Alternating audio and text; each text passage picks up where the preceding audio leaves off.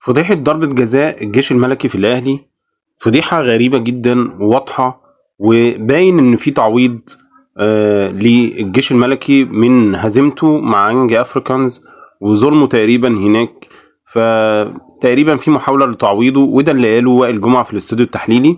قال إن وضع إيد أليو ديانج في وضعها الطبيعي فطبيعي جدًا ما تتحسبش ضربة جزاء من غير VAR ومن غير أي حاجة.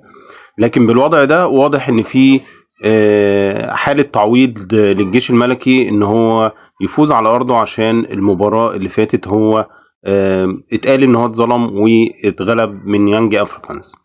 الحاجة التانية إن موضوع الفار في دور المجموعات وعدم وجوده ده غريب جدا يعني.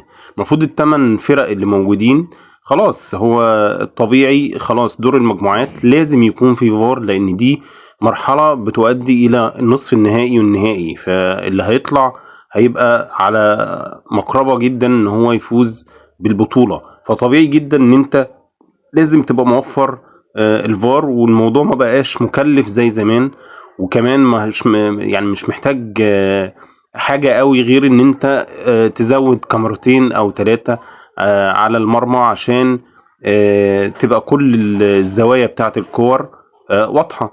لكن بالوضع ده في توجه من افريقيا لغاية دلوقتي والاتحاد الافريقي ان هو ما يحطش الفار في دور المجموعات عشان يحجم سواء الاهلي او اي فرقة عالية ويوجه البطولة لحد تاني بالشكل ده. لكن كورة مش محتاجة فار اولا، لان الكورة واضح جدا ان ايد اليو ديانج في وضعها الطبيعي، والكرة متشاطة من مسافة قريبة جدا كمان، وكمان ما خبطتش مباشرة في ايده لان هي ما كبرتش جسمه، هي خبطت في صدره وبعد كده في ايديه مع بعض.